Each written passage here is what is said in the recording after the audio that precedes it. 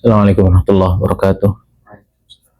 Bismillah, alhamdulillah, wassalatu wassalamu ala asyrafir rasulillah wa ala alihi wa sahbihi wa man tabi'ahu ila yaumil qiyamah ba'd. Yassir wa la tu'assir wa bitamin bi khair. Alhamdulillah, kita lanjutkan kajian sirah kita dengan kitab Kaifa Amalhum An-Nabi SAW, seni berinteraksi ala Nabi SAW, yang kita mulai dengan sisi rumah tangga beliau, dan ini menjadi tonggak awal betapa beliau adalah seorang pribadi yang sangat kokoh, dan itu dibuktikan dari interaksinya kepada orang terdekat dalam hidupnya, yaitu pasangannya. Dan tadi saya sudah baca dan cukup panjang ini, mungkin nanti kita singkat-singkat ya, walaupun banyak sekali nilai-nilai yang perlu kita tanam secara utuh, secara sempurna, agar betul-betul menjadi perhatian kita bersama bagaimana hari ini kasus perceraian tinggi, KDRT, perselingkuhan, tidak lain karena jauhnya kita para lelaki, para pemimpin rumah tangga dari qudwah istimewa ini, yaitu Rasulullah SAW, yang betul-betul memprioritaskan, betul-betul menspesialkan hubungannya, komunikasinya, interaksinya dengan para istri-istri beliau.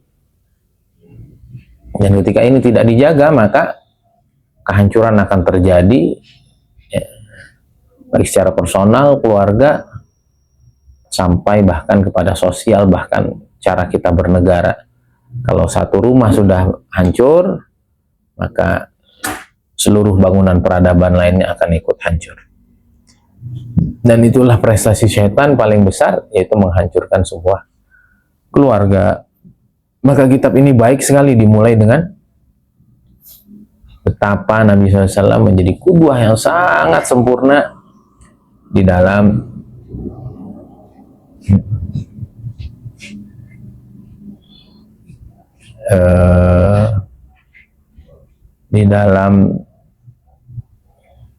teladannya dalam rumah tangga.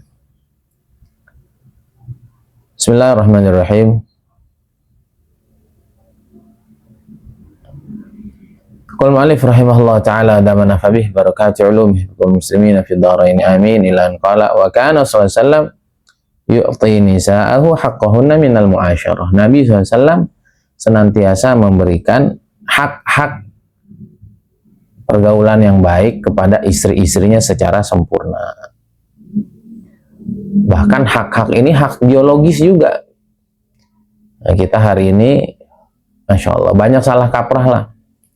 Kita sering bercanda tentang poligami kadang-kadang, atau setelah poligami kita juga tidak cukup kuat secara finansial,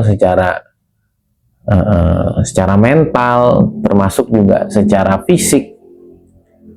Nabi SAW sudah mempertimbangkan itu semua, dan memang Allah berikan kekuatannya. Nabi SAW dalam satu malam bisa menggilir istrinya ke semua-muanya, yaitu 9 istrinya. Sehingga Sayyidina Anas yang meriwayatkan hadis ini, apakah beliau mampu semalam 9 kali itu? Dan ini bentuk kesempurnaan beliau menjadi seorang laki-laki yang tangguh.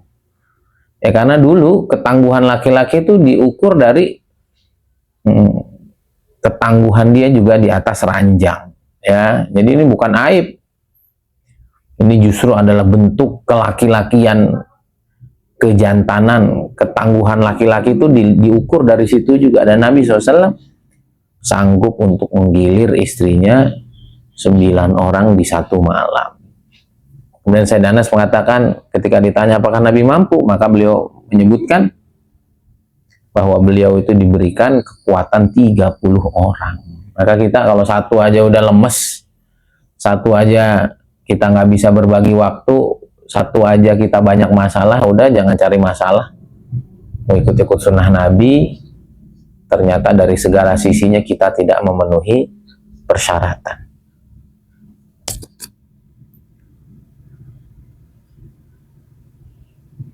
Imam Ibnu Hajar rahimahullah ta'ala, beliau mengomentari bahwa Nabi SAW adalah orang yang paling takut kepada Allah yang paling mengerti tentang Allah.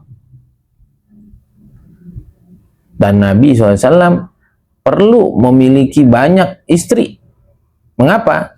Karena beliau ingin menyebarkan banyak hukum-hukum yang tidak bisa dikuasai kecuali oleh para wanita. Yang termasuk hikmahnya kenapa istri Nabi sangat banyak itu nanti karena perempuan ini nggak bisa kayak kita laki-laki. Dulu saya juga pernah dengar keterangan kenapa istri Nabi itu banyak sekali. Karena Nabi ingin bahwa agama ini sampai kepada para perempuan secara sempurna. Karena perempuan ini beda sama laki-laki. Laki-laki itu kita gabung sama siapa aja aman. Ya. Beda umur, beda watak, beda daerah, beda latar belakang. Wanita nggak bisa begitu. Wanita muda susah gabung sama wanita-wanita yang sudah parubaya, yang secara umur sudah lebih senior, latar belakang ekonomi ya yang di bawah standar kemiskinan, gabung dengan orang yang betul-betul kaya itu sulit. Maka Sayyidah Aisyah punya pengikutnya sendiri, yaitu wanita-wanita muda, kan gitu. Kemudian Sayyidatina Sofiyah binti Huyai itu gabung dengan anak-anak bangsawan, gitu ya. Kemudian ada Ummu Salamah, Ummul Masakin, orang-orang miskin gabungnya sama beliau. Jadi perempuan itu kan punya sensitivitas yang tinggi. Dia kalau nggak gabung sama gengnya sendiri, dia nggak bisa duduk nyaman. Gitu ya. Maka itu juga termasuk tuh masturoh itu ya di dalam tablik. Mereka masturohnya mah itu aja, karena beda genre nggak nyambung dia. Dipaksain kayak gimana, mereka malah nggak mau kurut. Dipaksain malah nanti pulangnya jadi uring-uringan. Nah itu beda dengan kita. Maka Nabi SAW diberikan hikmah, banyak kekuatan untuk menghadapi wanita, dan demi menyempurnakan tablighur risalah, menyampaikan pesan Allah Subhanahu wa Ta'ala, pesan agama ini secara utuh, khususnya kepada para wanita, maka Nabi SAW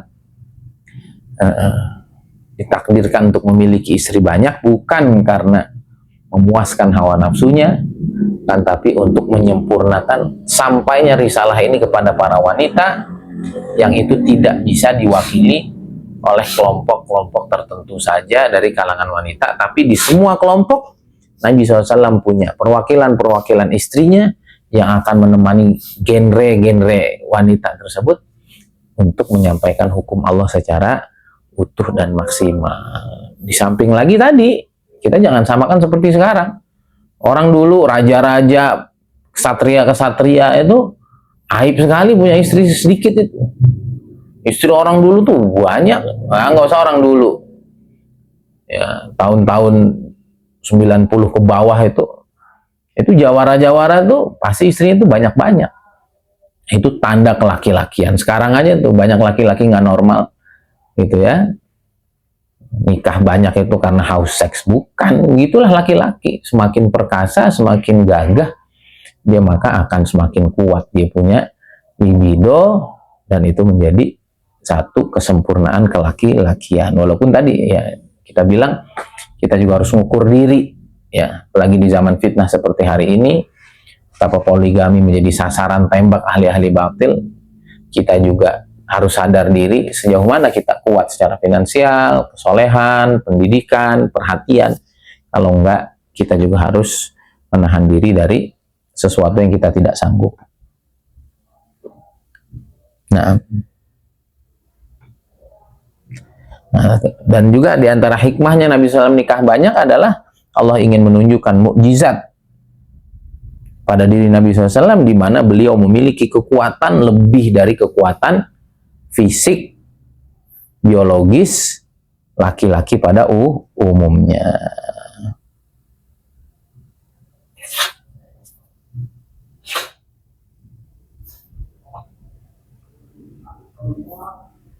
Dan kekuatan Nabi SAW itu ya bukan hanya di ranjang saja, emang kuat sekali.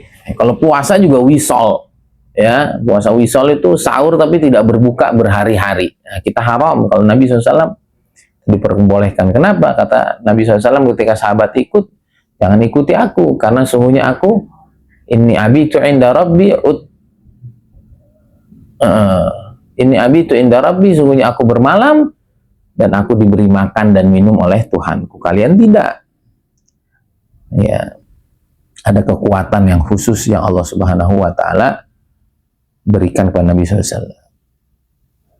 Ini tadi nih kebiasaan orang Arab itu, kalau makin banyak istrinya, makin banyak nikahnya, itu makin dipuji. Kenapa? Karena itu menunjukkan kelaki-lakian, kejantanan. Namun itu tadi, dengan segala kesibukan, dengan segala banyaknya urusan Nabi SAW dengan istrinya, itu tidak menghalangi beliau dari ibadah total kepada Allah Subhanahu wa taala. Maka berat banget kita mah ikut Nabi 100%. Dari Stephennya aja kan, Nabi mah instingnya sempurna. Jadi betul-betul kondisinya tuh stabil gitu.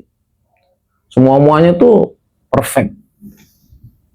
Kita nih sebagian thinking, sebagian ya nggak bisa sempurna. Tidak bisa sempurna. Nabi SAW begitu imbang. Tadi tuh, ketemu perempuan ya sayang, jadi orang feeling, ketemu anak kecil ya sayang. Ya. Di waktu yang sama, udah nunain semuanya sama Allahnya yang terbaik. Kalau kita kan nggak, kalau sama Allahnya terbaik, sama makhluknya lupa. Sama makhluknya udah yang terbaik, udahlah Allah maha pengampun, maha penyayang gitu. Padahal Nabi nyontohinnya nggak begitu. Kita kan udah begitu. Udahlah, saya udah nemenin tamu, udah baik. Sama Allahnya nyantai aja. Kan rata-rata kita gitu. Yang sama Allahnya serius, sama keluarganya, sama sosialnya nyantai. Yang sama sosialnya serius, sama Allahnya, ya Allah Ghafur Rahim, dah gitu. Insyaallah.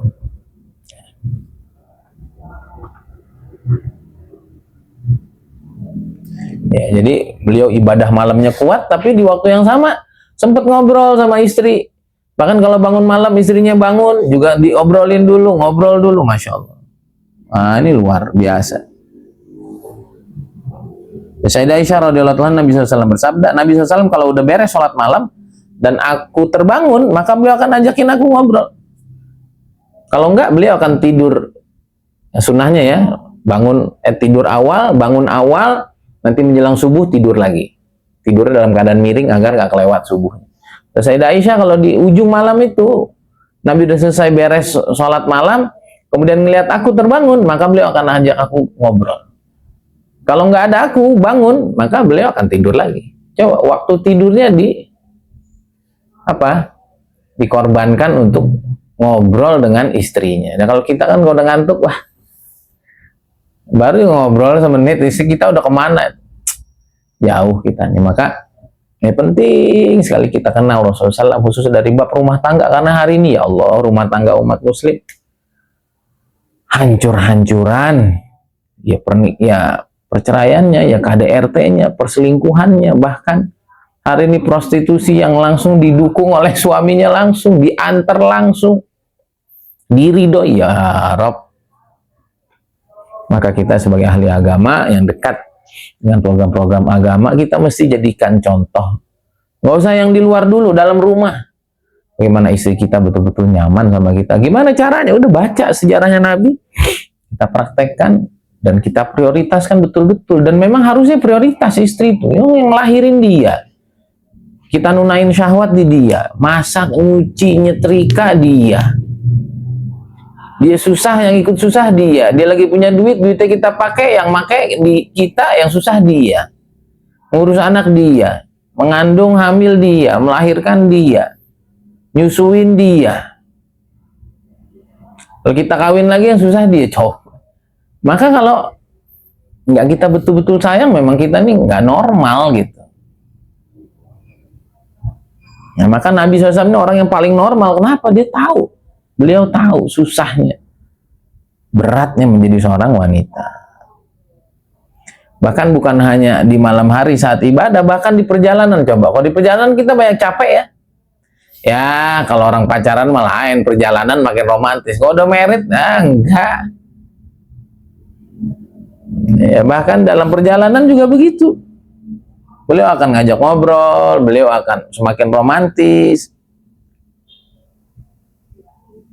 Nah, Nabi SAW kalau keluar, kalau ingin melakukan safar maka akan membuat undian. Kalau undiannya jatuh, tiba-tiba undian itu jatuh kepada Sayyidah Aisyah, Sayyidah Hafsah. Nabi SAW kalau di malam hari, maka beliau akan berjalan dan akan ngobrol-ngobrol bareng Sayyidah Aisyah. Ya, ini kalau yang belum nikah, belum ngerasain, udah nikah. Ya elah, kalau udah di perjalanan tuh udah kita maunya tidur aja, maunya nyantai. Ya, pakai ngelayut lagi bini. Kayak pengantin baru aja, nggak gitu Nabi SAW. Tiap waktu seperti pengantin baru. Kita kan romantis di awal doang. Gitu. Jadi pengantin bau mah udah bau semua udah.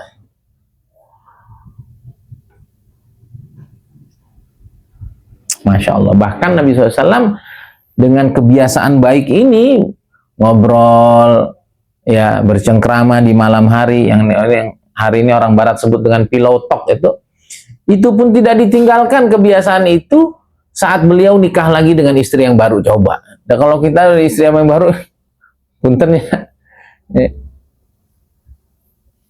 takut juga kita kan, ngomel lagi. Nabi SAW semuanya dibuat clear. Sehingga Nabi SAW nikah lagi dengan yang baru pun, mereka dengan penuh kepuasan, mereka dengan penuh keridhaan. Karena kenapa? Selalu hak-haknya itu diberikan secara utuh. Wah, nikah lagi, lupa semuanya kalau kita. Nabi SAW enggak. Kebiasaan-kebiasaan biasanya kepada istri-istri lama tetap diajakin ngobrol dulu. Ya, dikelilingi lagi dulu.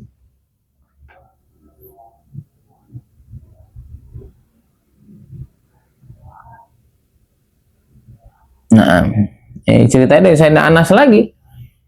Coba itu, pembantunya cerita lagi bagaimana memotret tentang rumah tangga Rasulullah SAW.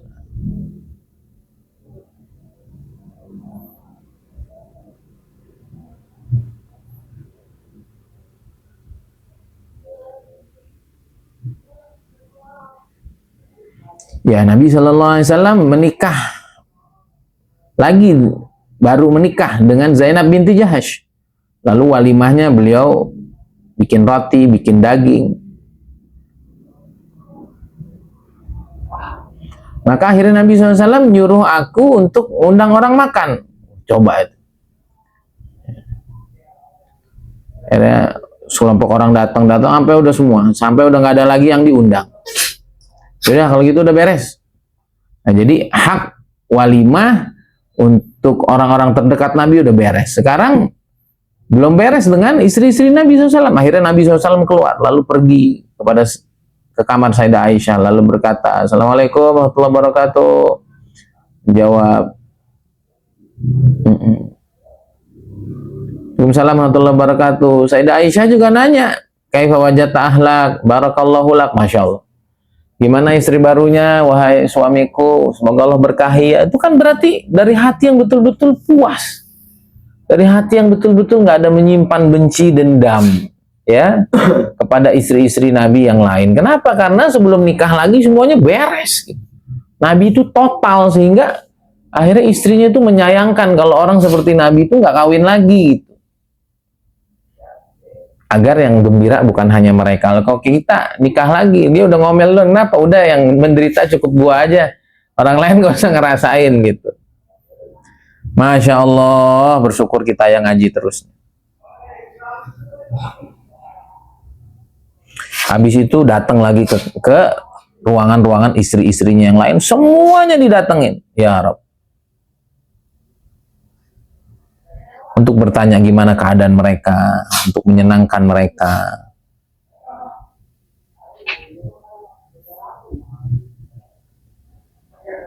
Dan semuanya nanya, gimana keadaan istri barunya? Semoga berkah ya Allah. Oh kita, gimana itu pisau? Mana nih? Kapan kamu tidur? Biar dipotong. Ya Allah.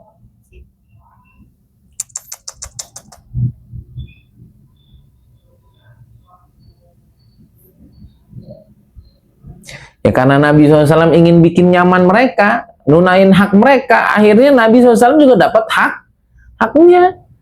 Nah, Nabi menyayangi mereka, mereka pun sayang sama Nabi dan ucapannya semua sama. Kaifa wajadta ahlak barakallahu lak. Gimana istri barunya? Semoga berkah ya, ajib. Kita udah dilemparin macam-macam itu.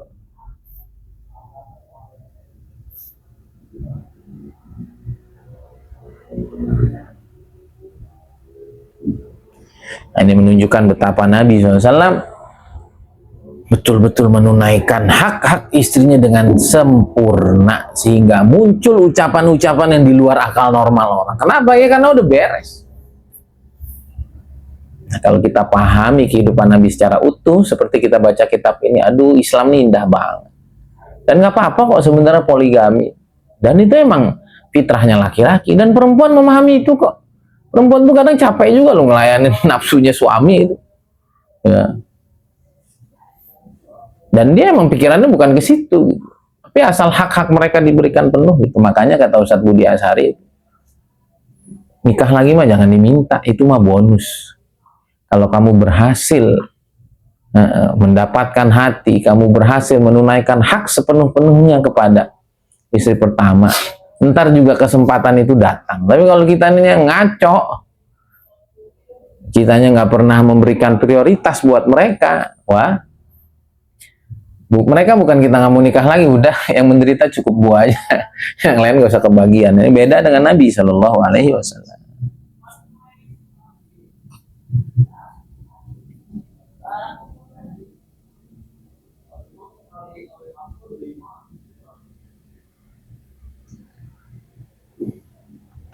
Makanya Imam Nawawi Imam Nawawi radhiyallahu taala anhu bercerita bahwa dari dalil Nabi SAW ngucapin salam keliling ke istri-istrinya, menunjukkan ini apa?